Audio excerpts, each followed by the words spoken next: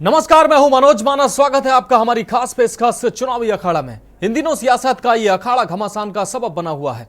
मौसम के तल्ख तेवरों के साथ ही सियासी पारा भी चढ़ता जा रहा है। फिलहाल आज हम आपके लिए लाए हैं अलग अलग लोकसभा सीटों की ताजा और गर्मा गर्म चुनावी चर्चा।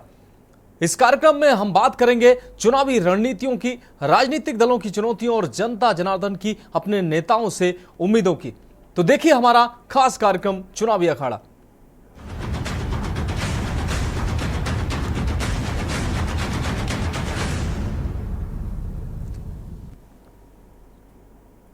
गुजरात में क्षत्रिय समाज के तमाम संगठनों ने केंद्रीय मंत्री पुरुषोत्तम रूपाला के खिलाफ मोर्चा खोल रखा है। जैसा कि क्षत्रिय समाज पुरुषोत्तम रूपाला के बयान से नाराज है, उसका असर गुजरात, यूपी सहित कुछ दूसरे राज्यों में होता दिखाई दे रहा है। क्षत्रिय समाज के तमाम संगठनों ने केंद्रीय मंत्री पुरुषोत्तम रूपाला के खिलाफ अपनी तलवारें म्यान से बाहर निकाल रखी हैं। इस रिपोर्ट के माध्यम से आप समझिए। राजपूतों की नाराजगी कितना भारी।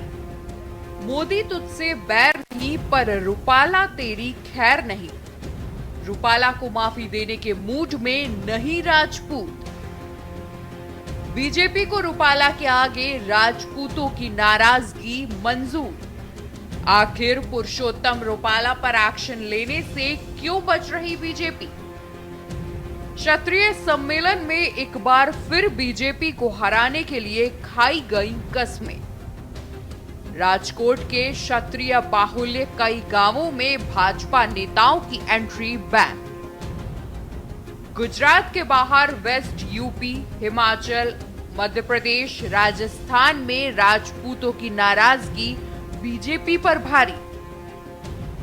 राजकोट में बीजेपी कांग्रेस के बीच जोरदार मुकाबला। गुजरात की राजकोट लोकसभा सीट पर भाजपा और कांग्रेस के बीच जोरदार मुकाबला है।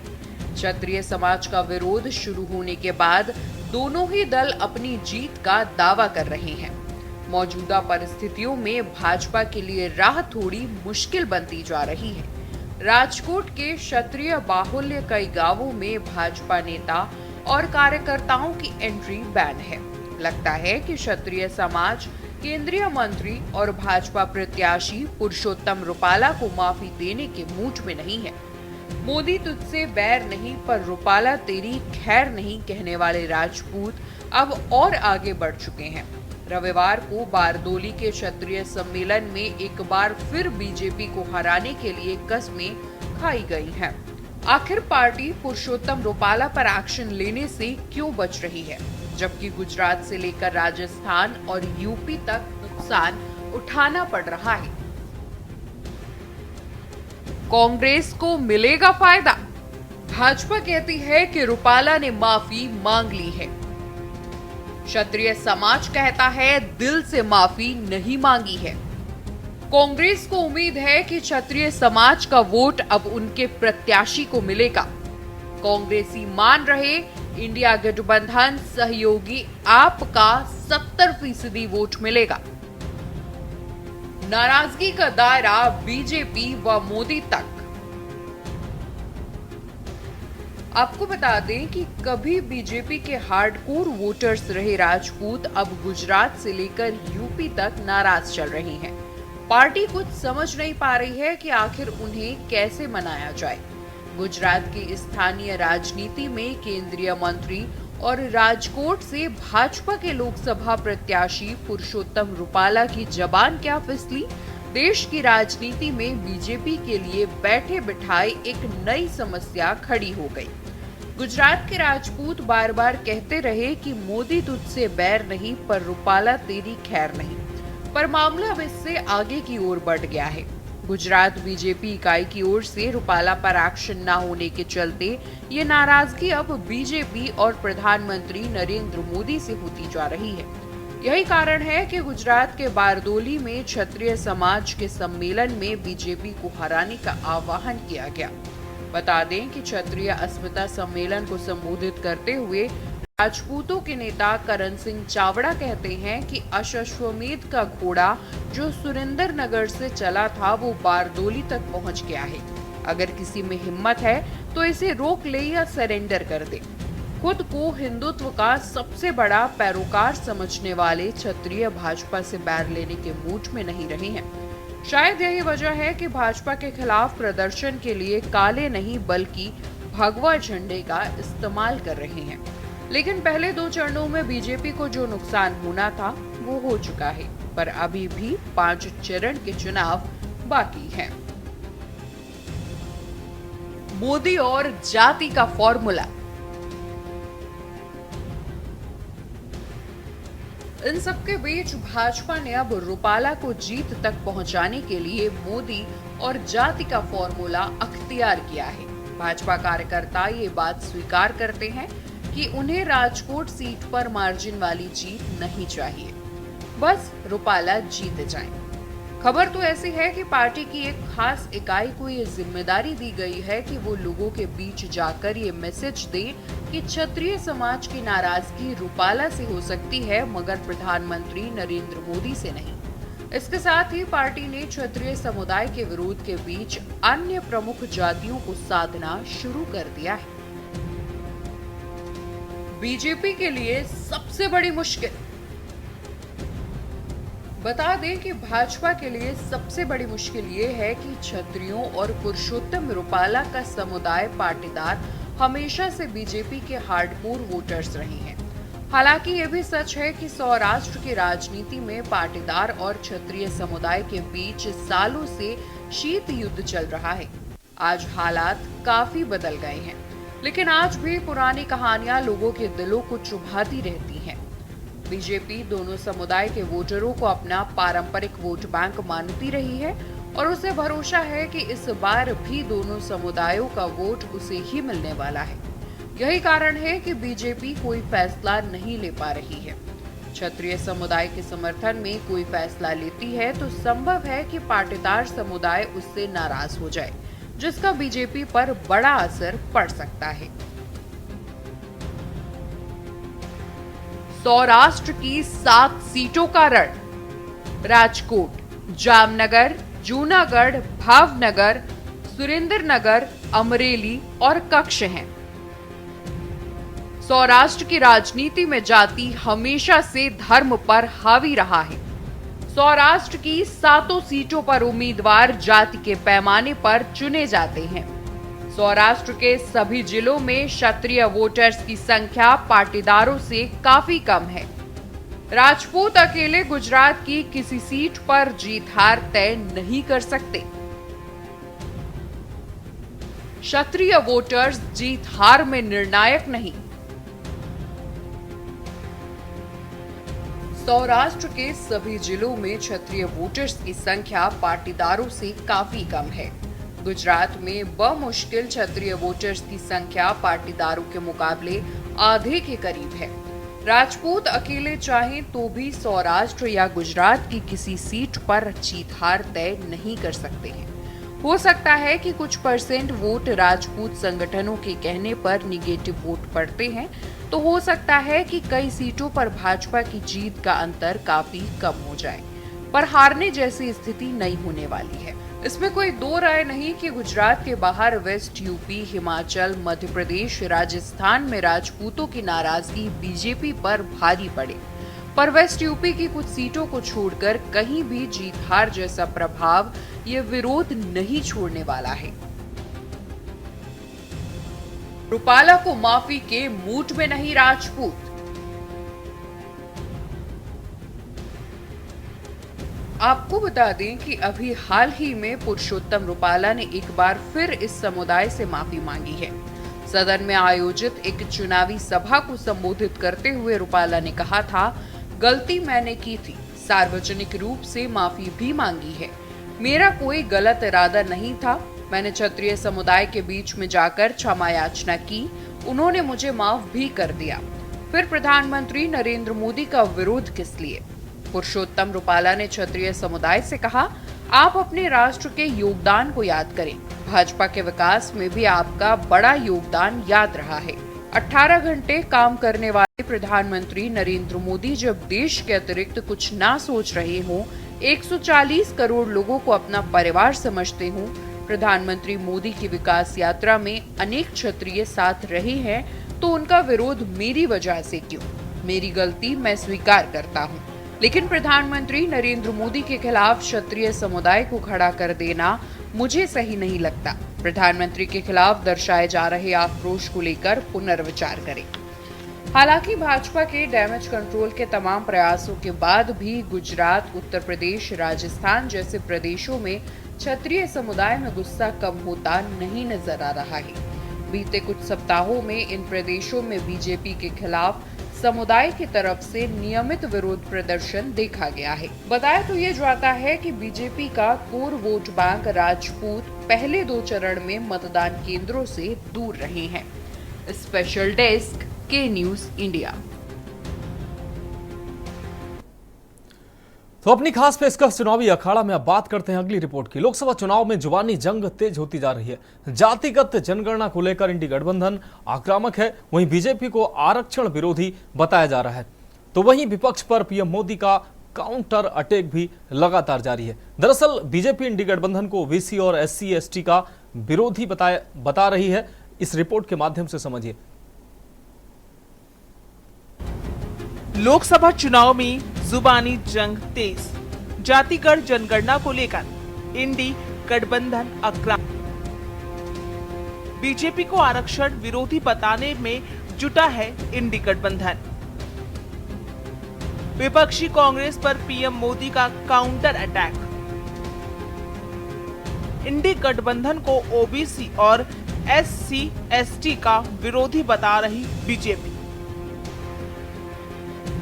लोकसभा चुनाव में चरण दर चरण जुबानी जंग तीखी होती जा रही है। जातिगत जनगणना को लेकर कांग्रेस और अन्य विपक्षी पार्टियां सत्ताधारी गठबंधन और भारतीय जनता पार्टी को घेर रही हैं।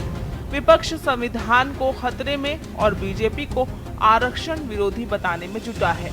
तो वहीं अब सत्ताधारी एनडीए गठबंधन ने भी आरक्षण की पिच पर ताबड़तोड़ बैटिंग शुरू कर दी है। बता दें कि सरकार की ओर से प्रधानमंत्री नरेंद्र मोदी ने मोर्चा को संभालते हुए विपक्षी कांग्रेस पर काउंटर अटैक करते हुए उसे ओबीसी और एससी एसटी का विरोधी बताया है। पीएम मोदी ने तेलंगाना के जहीराबाद में कांग्रेस को निशाने पर लेते हुए कहा कि ये वो लोग हैं जो संसद की कार्यवाही रोकते हैं, चुनाव आयोग पर सवाल उठाते हैं, ईवीएम पर सवाल उठाते हैं। अब ये अपने वोट बैंक के लिए संविधान को बदनाम करने निकले हैं। उन्होंने दावा किया कि जब तेलंगाना की 26 जातियां ओबीसी स्टेटस की मांग कर रही हैं, कांग्रेस ने इनकी मांग पर गौर नहीं किया और रातों रात मुस्लिमों को ओबीसी कैटेगरी में शामिल कर दिया। पीएम मोदी ने तल्ख अंदाज में कहा, कांग्रेस वाले सुन ले, उनकी चटबट्टे सुन ले, उनकी पूरी जमात सुन ले कि जब तक मोदी जिंदा है दलितों का, एससी एसटी और ओबीसी का आरक्षण धर्म के आधार पर मुसलमानों को नहीं देने दूंगा। साथियों, ये मुझे सवाल पूछते हैं 400 पार क्यों? मैं जवाब देता हूं, आप जो राज्यों में हथकंडे अपना रहे हो, दलितों के, आदिवासियों के, ओबीसी के आरक्षण चोरी करने का जो खेल खेल रहे हो, उसे लूटने का खेल खेल रहे हो, आपके ये खेल बंद करने के लिए, हमेशा बंद करने के लिए, आपके मंसूबों को हमेशा ताला लगाने के लिए मोदी को 400 पार चाहिए। मुझे दलितों के आरक्षण की रक्षा करनी है, मुझे आदिवासियों के आरक्षण की रक्षा करनी है, मुझे ओबीसी के आरक्षण की रक्षा करनी है। और मैं स्वयं उस समाज से आया हूं, इसलिए मैं आपको कहता हूं, मैं इस दर्द को जानता हूं और मैं आपको रक्षण दे करके ही रहूंगा और इसलिए मुझे आपका साथ चाहिए। वहीं कांग्रेस और विपक्षी दलों की ओर से आरक्षण समाप्त करने के आरोप के बाद अब पीएम मोदी खुलकर मुस्लिम आरक्षण के विरोध में उतर आए हैं। ऐसे में सवाल उठ रहे हैं कि जातिगत जनगणना के मुद्दे पर आक्रामक विपक्ष के आरक्षण राग पर पीएम मोदी ने मुस्लिम आरक्षण के विरोध का दांव चल दिया है। जातिगत जनगणना की काट का दाम। कहा तो ये जा रहा है कि बीजेपी की रणनीति साफ है। 2014 और 2019 में बीजेपी की बड़ी जीत के पीछे भी जाति वर्ग की भावना से ऊपर हिंदुत्व के नाम पर ध्रुवीकरण ही है। इस वोट बैंक का योगदान अहम था। इस वोट बैंक में कई विरोधाभास हैं और इसे बचाए रखना, अपने साथ जोड़े रखना बीजेपी के लिए बड़ी चुनौती है। कांग्रेस और विपक्षी पार्टियां जातिगत जनगणना का राग अलाप रही हैं, तो उसके पीछे भी ओबीसी वोटर्स को अपने पाले में लाने की कोशिश है। पीएम मोदी और बीजेपी पिछले कुछ समय से अल्पसंख्यकों को, खासकर मुस्लिम समाज से संवाद की रणनीति पर चल रहे थे।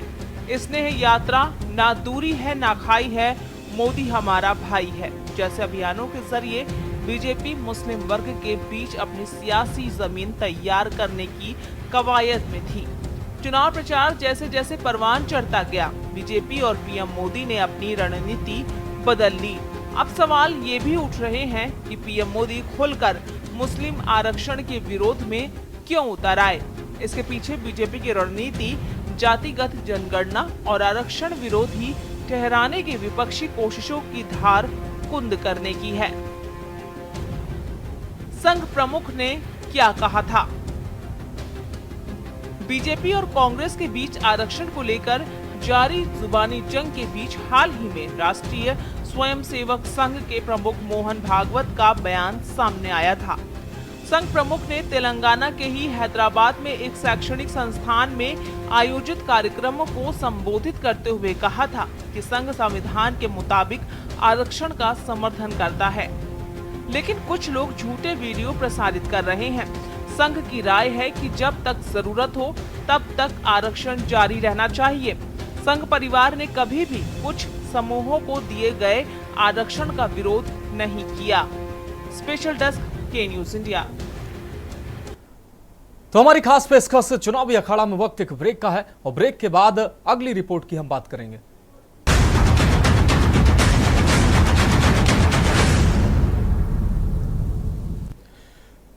ब्रेक के बाद चुनावी अखाड़ा में एक बार फिर से आपका स्वागत है। अब रुक करते हैं अगली रिपोर्ट का। कर्नाटक के रण में लोकसभा चुनाव की सरगर्मी परवान चढ़ रही है। दरअसल हावेरी सीट पर घमासान जारी है। बीजेपी और कांग्रेस में कड़ा मुकाबला देखने को मिल रहा है। यहां बीजेपी से पूर्व सीएम बसवराज बोम्मई मैदान में है, तो वहीं कांग्रेस प्रत्याशी आनंद स्वामी उन्हें टक्कर दे रहे हैं।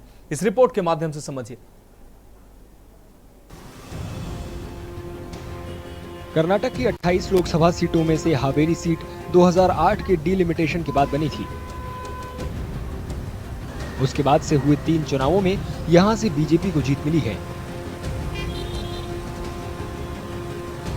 इस बार बीजेपी ने राज्य के पूर्व मुख्यमंत्री बसवराज बोम्मई को हावेरी से मैदान में उतारा है। कांग्रेस ने यहां से आनंद स्वामी को टिकट दी है। वे पहली बार चुनाव लड़ रहे हैं। बोम्मई को 3 बार के बीजेपी सांसद शिव कुमार उदासी की जगह दी गई है।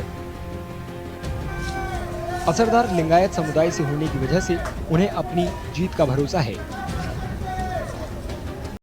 My party, my leader Narendra Modi ji, Amit Shah, Nadda ji decided that I should contest.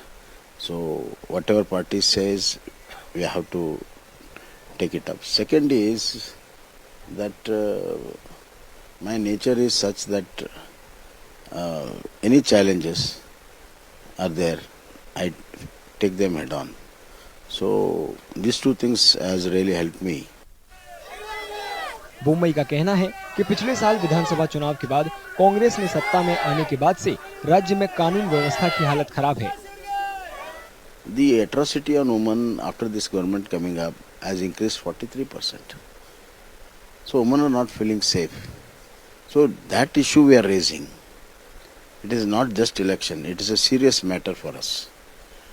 That if there is no law and order, and more so the crime against women is increasing, then this society will be really a disturbed society. No parent is confident that their daughter who goes to the college or to the work come back safely. This is a situation here. विधायक बसवराज शिवन्नावर और राज्य के पर्यटन मंत्री HK. Patil के चुनाव लड़ने से इनकार के बाद कांग्रेस ने आनंद स्वामी को मैदान में उतारा है। कांग्रेस को अपनी सरकार की 5 गारंटियों पर भरोसा है।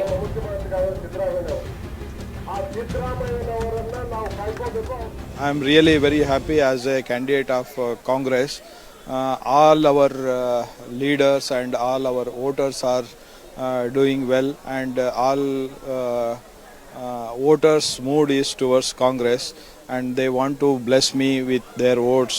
To me, it's a very great to me, and all our MLAs and our ministers, ex-ministers, ex-MLAs are together. We are campaigning, and in all constituencies they are helping more, and they are campaigning hard, and people also responding very good. यहाँ के बहुत से voter खेती और रोजगार को लेकर केंद्र सरकार की नीतियों से खुश नजर नहीं आते। और डिमांड इज रोजगारी देना पड़ता है। अब कई लोग विद्यावंत लोगों ने अनएम्प्लॉयड प्रॉब्लम है, ये अनएम्प्लॉयड प्रॉब्लम तो सॉल्व करना जरूरी है। और किसानों के लिए मुफ्त नहीं किया है। 10 साल से किसानों का लोन क्या है, क्या क्रॉप लोन है, वही बहुत ज़्यादा है, नहीं हो गया।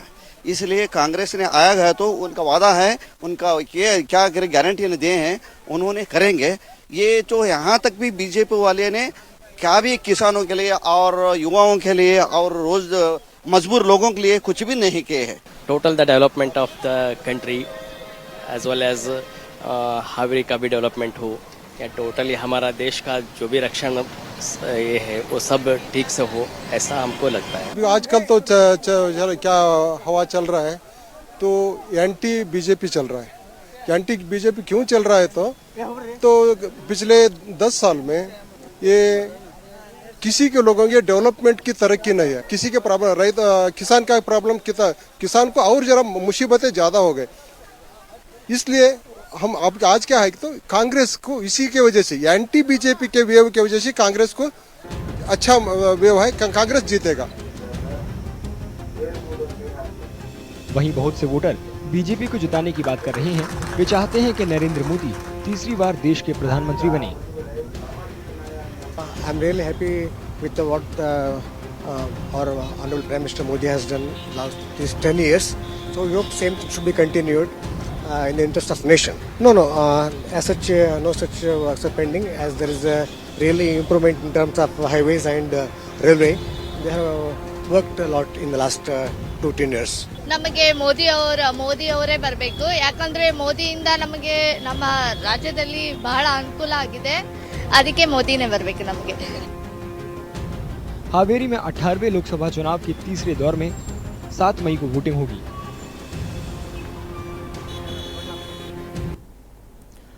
तो हमारी खास पेशकश चुनावी अखाड़ा में आज के लिए मेरे साथ इतना ही। मुझे दीजिए इजाजत और आप देखते रहिए के न्यूज़ इंडिया।